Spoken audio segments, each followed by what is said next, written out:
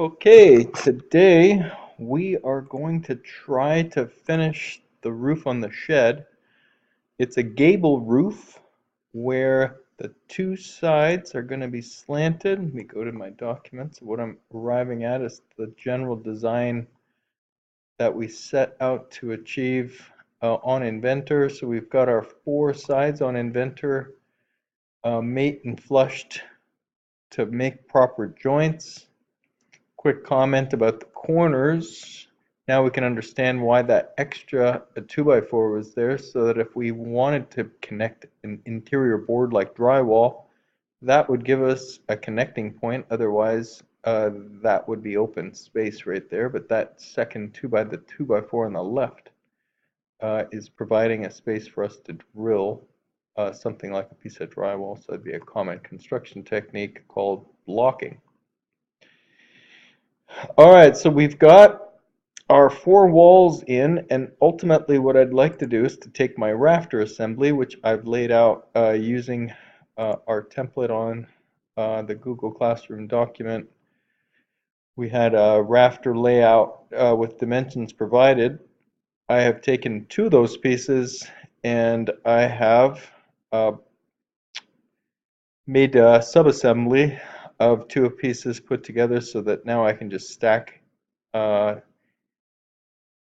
or 8 of these things. Let's see, I'm going to match out the sides. So I'm going to have one on the end, 2, 3, 4, 5, 6 of them. So let's get started with that. So I'm going to place 6 of those rafter sub-assemblies into my overall shed assembly. So shed rafter assembly, and orientation is not going to be that big of a deal. And let's create some space for us to lay out 6 of them.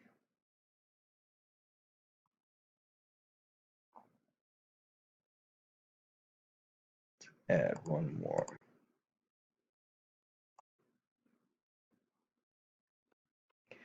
All right, so mates and flushes, I'm going to start with the front face. So let's try to constrain this thing. Keep in mind that the edges are angled where that should be parallel to the vertical 2x4s on my walls. We'll see that in a minute. But I think everything more or less is going to be a flushing operation. So if I take that first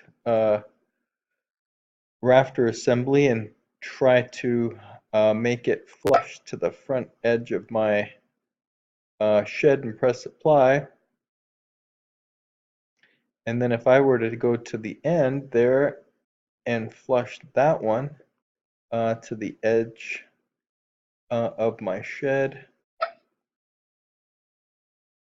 and then offset it by 12 inches since my overhang, I want it to be 12 inches, and since it's shifted in the wrong direction, I'm going to shift it back and press apply.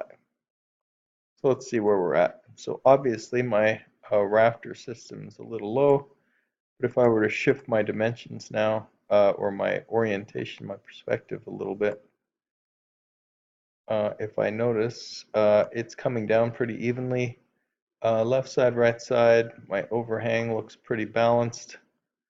So it gives me a perspective that I think is appropriate to start laying in the next rafter assembly. I think it would, there's got to be a way of constraining our rafter down to the shed, but honestly being able to lift the lid and still be able to access inside of it if we wanted to add any details inside. I don't think that would be a terrible constraint to leave out. So let's keep on cruising through this thing. If I go back to this document, my next position, I don't need that rafter at 3 inches. That was for a different purpose on the interior of the shed. So I'm going to put my next one at 23 1/4. So let's walk through the two flushing processes we're going to follow. So I'm going to flush that out again and press apply. So that front face is flush. Guess we may as well get rid of the offset right away. So I'm going to add that offset and shift it. And then I'm going to put that rafter system on an angle that's going to be appropriate with that angle of that edge, line it up with the vertical edge of my actual shed. So I'm going to hit my flush. I'm going to pick my edge. I'm going to pick the edge of my, actually at this stage of the game, I could actually flush out rafter to rafter and offset it by that same 12 inches.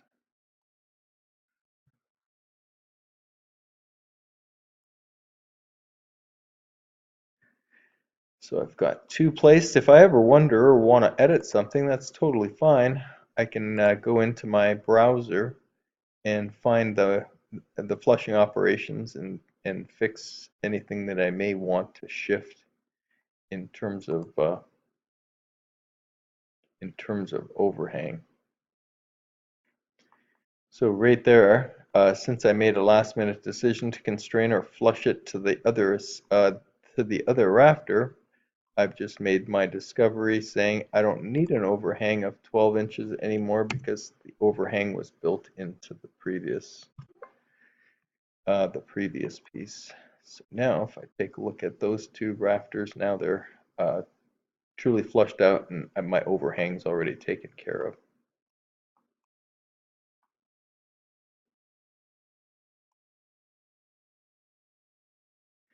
One thing I could also take care of that would link these guys together, let's see, so if I were to flush out the tops of these guys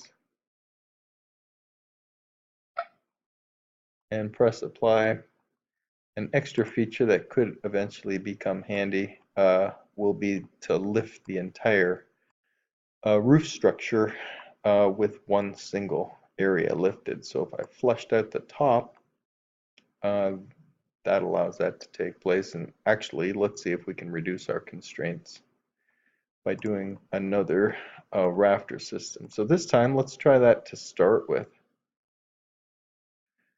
So my first flushing process, let's actually set that edge flush to the rafter that we've already set.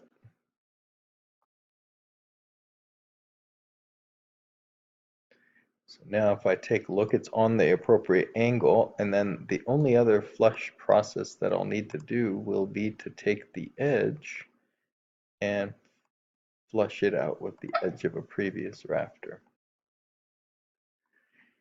Now I can see that my roof is still working. I don't have the offset is the only other constraint flush that I will need to take care of. So since I've taken it and brought it back to my edge of my shed, I need to shift it over to 47 1/4 based on my 2x4 separations. So 47 1/4 0.25 puts it into the location that I want.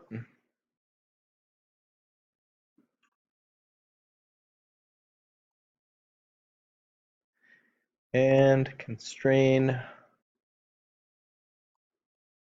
flush top of rafter to top of rafter.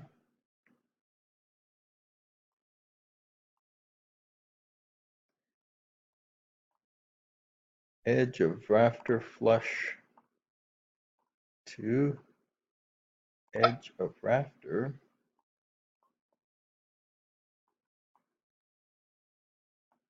And front flush to the front offset 71 1/4.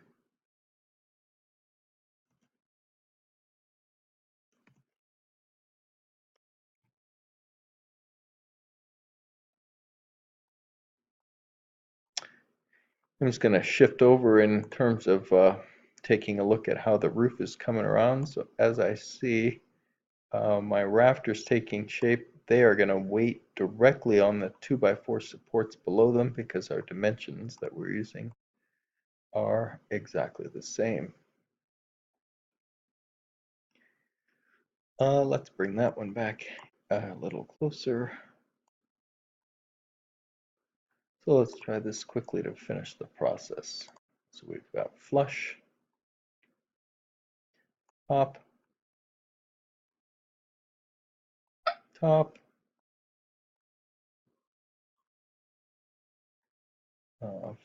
front or angled edge, angled edge,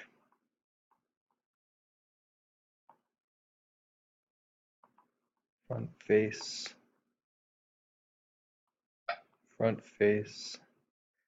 offset 95.25.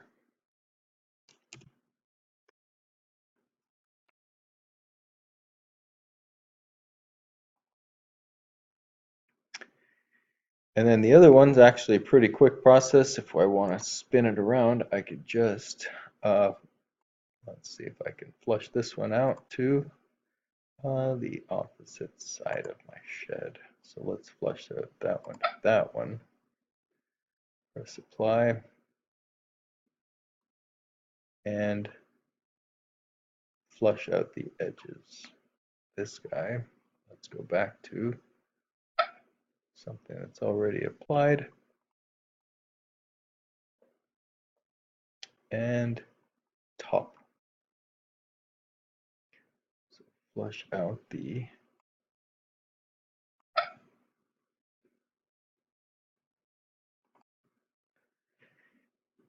So basic structure of roof is established, and then joints between these rafter structures to indicate where we're going to actually support and give it lateral strength could be included as well.